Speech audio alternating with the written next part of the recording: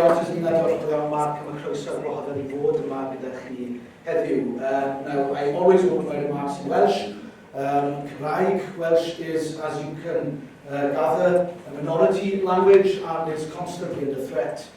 So I think it is important that we address that and make sure that everybody understands that it is a living and vibrant language. Now, as has been mentioned, my brief in our Parliament in the Senedd is health and social care. But before I get on to discussing issues around health and social care with you this morning, I'd just like to say that I'm also the convener of the cross-party group on peace and reconciliation in the Senedd, and so it's really nice to be able to listen to a lot of the discussions that we've had yesterday and today and make those connections which will improve our understanding in the Welsh Parliament. Now, do you remember what happened on this day 5 years ago? I can see some of you making the maths. September 2020, and you're probably thinking where you might have been in order to jog your memory. A memory of a headline, maybe, that you read, a conversation that you might have had 5 years ago. We have a distinguished audience here today with people from different countries, so what might be important or memorable to a Welshman like me might not be as important to someone from Macedonia or Sierra Leone.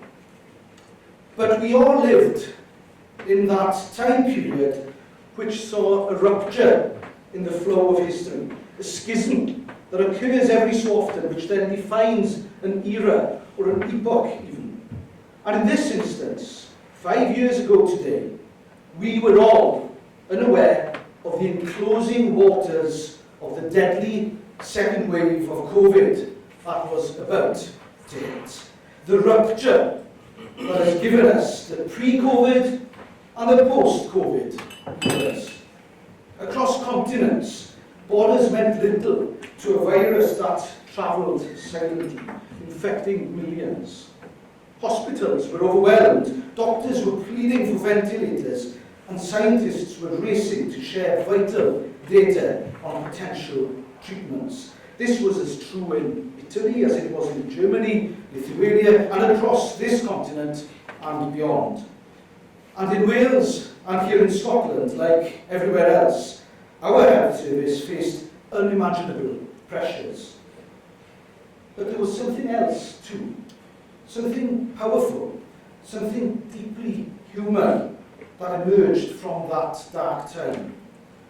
Collaboration, solidarity, nations talking to nations, scientists sharing breakthroughs overnight, medical supplies moving across borders to where they were needed most, data flowing freely to save lives.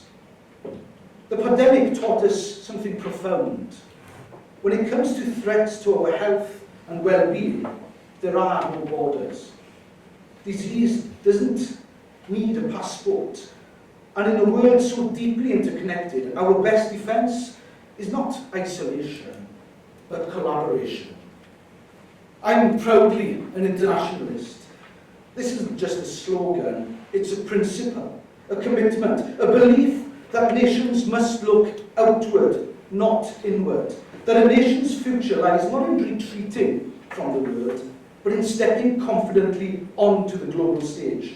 These values are shared by most small and stateless nations, and are values that often guide their policy development, not just in words, but in action.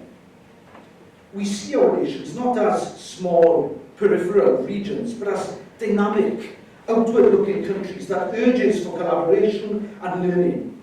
In Wales, for instance, we face numerous challenges when it comes to healthcare. Our health service is under immense pressure. Treatment waiting times are long. Staff are overworked. Demand is rising every year. But these aren't uniquely Welsh problems. Many nations represented here today are grappling with these very same issues. An ageing population, rising levels of chronic conditions such as diabetes and obesity, and an increase in long-term illness. And here is the key point.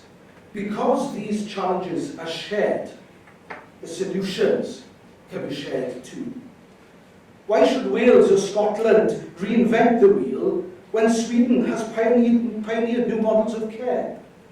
Why struggle along with workforce retention when Denmark has found innovative approaches? Why not learn from Estonia's success with digital health systems?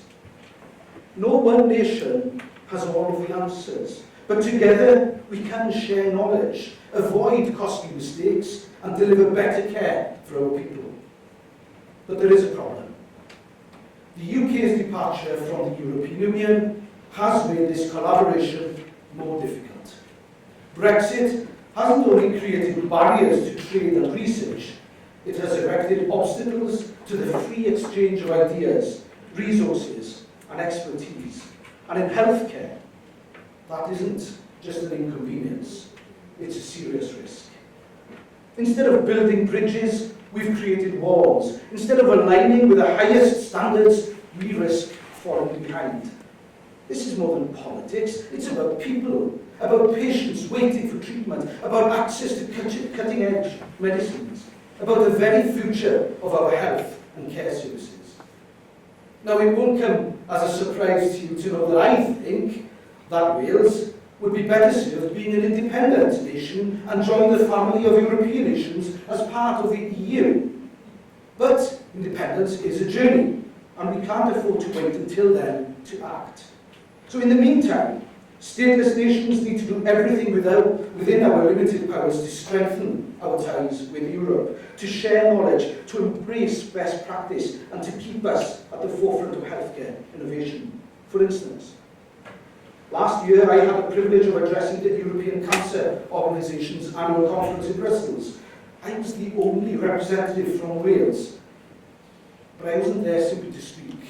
I was there to listen, to learn, and to bring back ideas that could improve lives in Wales. I spoke with experts from Sweden, from Portugal, Czechia, Slovenia, nations leading the way in data collection, digital healthcare, and patient-centred innovation.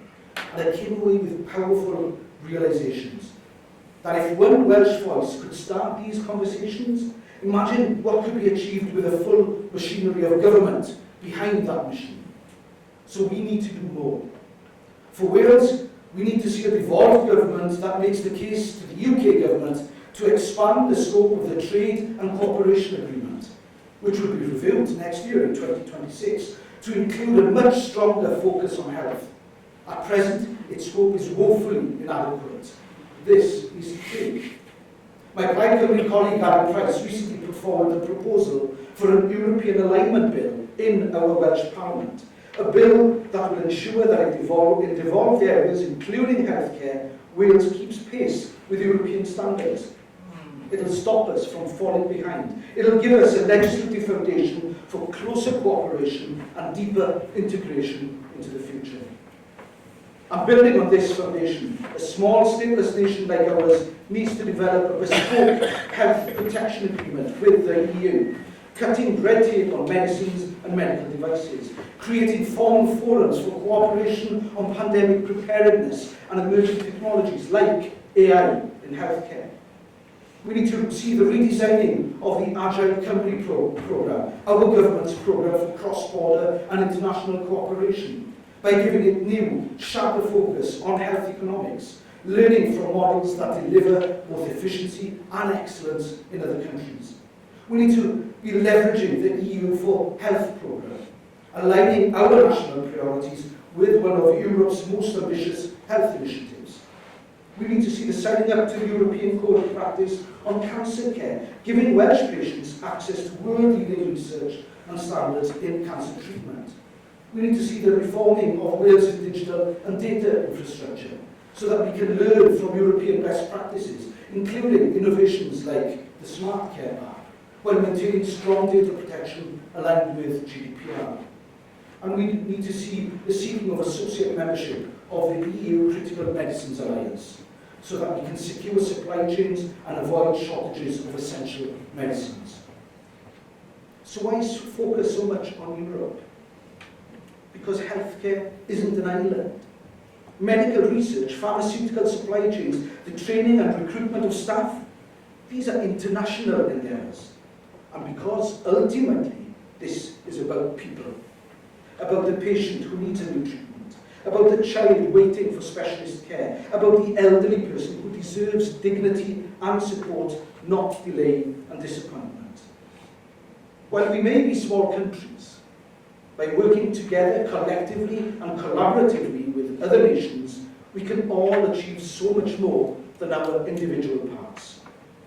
So instead of seeing us drift further into isolation, we need to seize the opportunity in front of us, to lead, to innovate, to build a future where our people have access to the best healthcare that Europe can offer. But we can't wait for this to somehow happen in the future. It requires leadership at home and cooperation across boundaries and authorities. Small nations like ours are not impeded by Titanic-like state infrastructures that are difficult to maneuver and change course. Our size means that we can be more agile and more flexible to meet changing demands. So let's use this inbuilt advantage that we as small nations have to our advantage and work together for mutual benefit and improve the health and well-being of all our citizens. Thank you very much.